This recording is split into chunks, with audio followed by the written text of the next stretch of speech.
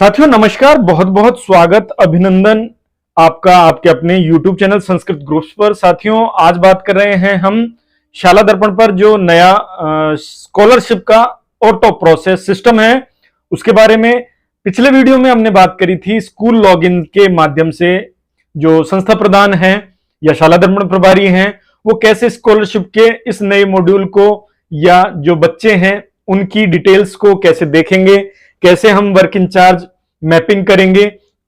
ठीक है, सारी जानकारी हमने पिछले वीडियो में समझने का प्रयास किया था। अब बात करते हैं शाला दर्पण पर जो स्कॉलरशिप इंचार्ज है यानी छात्रवृत्ति जो प्रभारी है वो कैसे लॉगिन करेंगे, कैसे अपने जो स्टाफ लॉगिन है उसके द्वारा कैसे वो बच्चों के जो फॉर्म्स हैं उसको देखेंगे, मॉनिटरिंग करेंगे, अप्लाई करेंगे या रिजेक्ट करेंगे। ठीक है, वेरिफिकेशन लॉग सब कुछ इसी वीडियो में होगा। तो चलिए बढ़ते हैं आगे। आपको शाला दर्पण पर चलना है। शाला दर्पण का होम पेज खोल करके थोड़ा सा नीचे चलना है। यहां पर देखिए आपको टैब नजर आ जाएगा स्कॉलरशिप का। इस स्कॉलरशिप टैब पर ही आपको काम करना रहेगा। ठीक है, यहां पर आप देखें तो आपको स्कॉलरशिप का टैब अभी स्क्रॉल होता हुआ नजर आ जाएगा।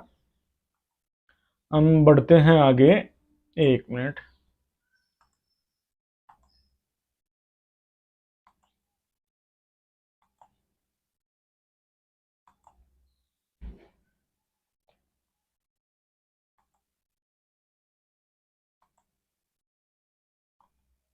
ये जो SDBSP बेनिफिशियरी स्कीम पोर्टल है ये टैब है, आप इस पर क्लिक करें।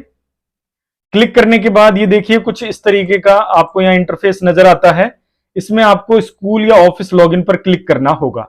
ठीक है, ये टैब आप देख लें, इस टैब तरीके का टैब होता है ये SDBSP बेनिफिशियरी स्कीम पोर्टल। ठीक है, अब आपको करना क्या है, या इसके अलावा आपको स्कॉलरशिप के नाम से भी टैब नजर आ जाए तो आप उस पर भी क्लिक कर सकते हैं, लेकिन अब जो टैब है वो यही है। हो सकता है स्कॉलरशिप वाले टैब को थोड़े दिन से डीएक्टिवेट कर दिया जाए, लेकिन जो प्रेजेंट में है वो SDBSP बेनिफिशियरी स्कीम पोर्टल है। आपको यहां पर करना क्या है, देखिए यहां पर पहला ऑप्शन है स्कूल, गवर्नमेंट स्कूल लॉगिन का है। इसके बाद यहां पर आपको नजर आता है प्राइवेट स्कूल का, और इसके बाद आपको नजर आता है यहां पर इंचार्ज का। तो हम बात कर रहे थे इस वीडियो में इंचार्ज की। वर्क इंचार्ज कैसे लॉगिन करेगा, तो आपको इंचार्ज पर यहां पर टिक कर लेना है सबसे पहले। इसके बाद आप यहां देखेंगे तो आपको यहां नजर आएगा तीन जो ऑप्शन आपको यहां नजर आएंगे वो आपको मैं यहां पर बताना चाहूंगा। थोड़ा मैंने इसको स्क्रॉल करके डाउन किया। यहां पर देखिए सबसे पहले स्टाफ आईडी आपकी यानी शाला दर्पण इंचार्ज की स्टाफ आईडी आपको यहां पर डालनी है। यूजर नेम में जो आपके स्कूल का ऑफिस आईडी है वो आपको डाल लेना है। आपके जो स्टाफ आईडी का पासवर्ड है स्कूल का तो केवल आपको यहां पर जो स्कूल आईडी है वो डालनी है, बाकी स्टाफ आईडी में आपकी खुद की आईडी और पासवर्ड में आपके खुद के यानी वर्क इंचार्ज के स्टाफ विंडो वाले आईडी पासवर्ड आपको यहां पर डालने रहेंगे। ठीक है, मैंने यहां पर एक सेकेंड मेरा आईडी यहां पर डाल दूं, स्कूल के आईडी में यहां पर डाल दूं और पासवर्ड मैंने यहां डाल दिए। कैप्चा मैं यहां पर डाल देता हूं एक बार, और अब मैं यहां पर लॉगिन पर क्लिक कर देता हूं। जैसे आप लॉगिन पर क्लिक करेंगे तो अब ये देखिए आपको कुछ इस तरीके का नजर आएगा। यहां पर आपको लॉगिन आईडी नजर आएगी कि किसकी आईडी यहां पर लॉगिन हुई है। यहां पर आपका रोल नजर आ जाएगा, स्कूल इंचार्ज। ठीक है, क्योंकि आप अभी स्कॉलरशिप के इंचार्ज हैं इसलिए आपको ये नजर आ रहा है।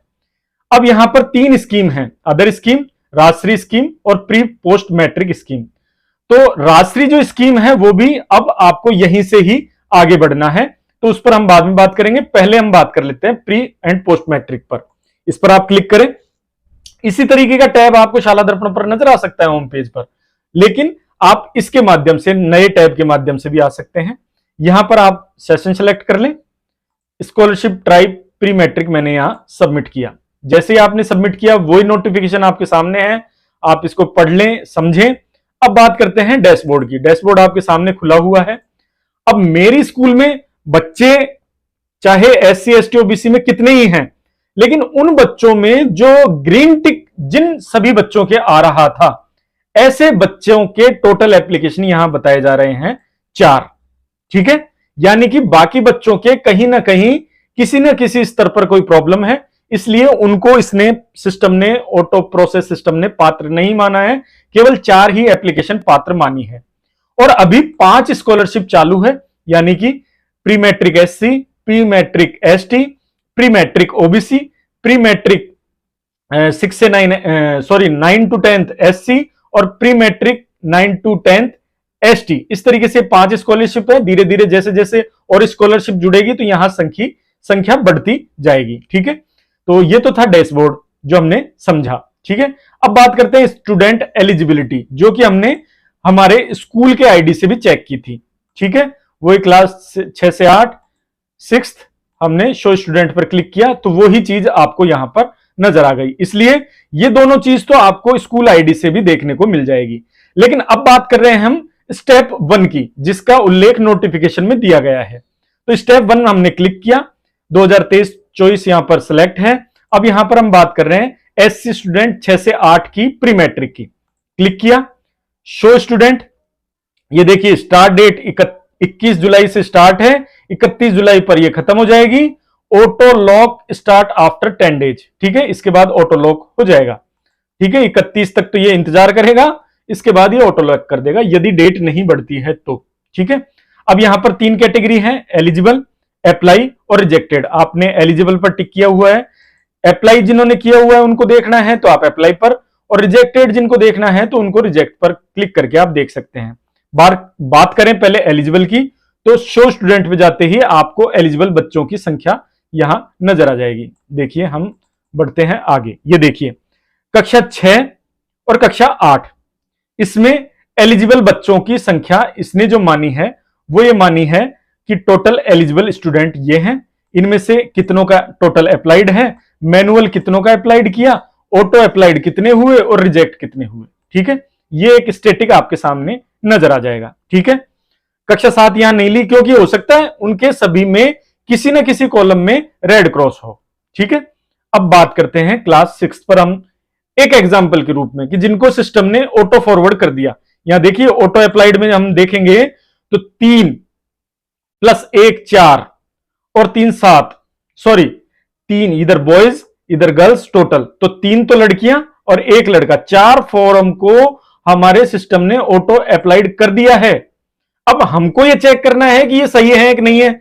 यदि सही है तो आप इनको वेरीफाई करें और लॉक करें, यदि ये गलत हैं तो आप इनको रिजेक्ट करें ताकि ये 10 दिन बाद ऑटो लॉक होने से बच जाएं। ठीक है, तो मैं चलता हूं क्लास 6 पर। जैसे ही क्लास 6 पर बढ़ा तो बढ़ने के बाद ये देखिए बच्चे तो मेरे को सारे यहां नजर आएंगे। ठीक है, बच्चे तो जो जितने भी एलिजिबल क्लास 6 में 17 टोटल बच्चे हैं, तो ये 14 तो यहां, और जो आगे बढ़ेंगे तो टोटल बच्चे तो हमको यहां पर शो हो रहे हैं। लेकिन अब हम बात करें अप्लाइड कि कितने बच्चे अप्लाई हुए, तो हमको ये दिखाएगा ये 3 बच्चे जिनके अप्लाई हो गए। और ऑटो अप्लाई कितनी तारीख को हुआ, 26 जुलाई, यानी कल ये ऑटो अप्लाई हो चुके। यहां पर आपको नोटिफिकेशन भी नजर आ रहा है, ये देखिए days left for auto forward, आपके पास 9 ही दिन रह गए हैं क्योंकि 10 दिन के अंदर ये ऑटो फॉरवर्ड हो जाएगा। यदि आपको इनको देखना है तो व्यू करें, और यदि इसमें किसी तरीके की कोई दिक्कत है तो आप इसको डिलीट करें। ठीक है, अदरवाइज ये ऑटो लॉक हो जाएंगे। ये देखिए व्यू पर चलते हैं, फॉर्म आपके सामने खुल जाएगा। यहां पर फॉर्म खुल गया, सारी डिटेल्स आपके सामने यहां पर नजर आ जाएगी। ऑटो अप्लाइड हो चुका, आपको कुछ नहीं करना है इसमें, सिस्टम ने ऑटोमेटिक सब कुछ कर दिया है। ठीक है, फिर समझें, आधार जनाधार ऑथेंटिकेशन का काम, जो बैंक डिटेल है वो सब कुछ फेच हो चुकी है, आपको कुछ नहीं करना है। व्यू आपने कर लिया। लेकिन यदि आपको अब यहां पर कहीं प्रॉब्लम है तो आप क्या करेंगे, डिलीट पर क्लिक करके इस फॉर्म को डिलीट कर सकते हैं, रोक सकते हैं। समझ में आ गई बात। ये चीज थी जिनको सिस्टम ने ऑटो फॉरवर्ड कर दिया है उनके बारे में। ठीक है, अब वापस चलते हैं एलिजिबल पे। ये तो ऑटो की बात हो गई जो सिस्टम ऑटोमेटिक कर रहा है। अब बात कर रहे हैं, हमने किसी को रिजेक्ट कर दिया, अब उसका मैनुअल फॉर्म भरना है। तो जैसे मैंने यहां चलते हैं कक्षा 8 पर, कक्षा 8 पर चलें और हम यहां पर बच्चों के नाम देख रहे हैं तो 2 बच्चे यहां नजर आ रहे हैं। इसमें अप्लाई पर जाना है। अप्लाई पर हमने क्लिक किया तो उसकी सारी डिटेल हमारे सामने यहां पर ओपन हो रही है। ओपन होने के बाद हम इसको यहां पर अप्लाई पर क्लिक करके इसको अप्लाई कर सकते हैं। यह है मैनुअली, यानी किसी के एक के फॉर्म को हम अलग से अप्लाई करते हैं तो यह है। यदि हमने इसको अप्लाई नहीं किया तो सिस्टम ऑटोमेटिक इसको भी अप्लाई कर देगा। ठीक है, तो ये तो था मैनुअली अप्लाई करने का। ऑटो अप्लाई मैंने आपको बताया, लेकिन ध्यान देने वाली बात यह है कि साथियों डेली आप चेक करें।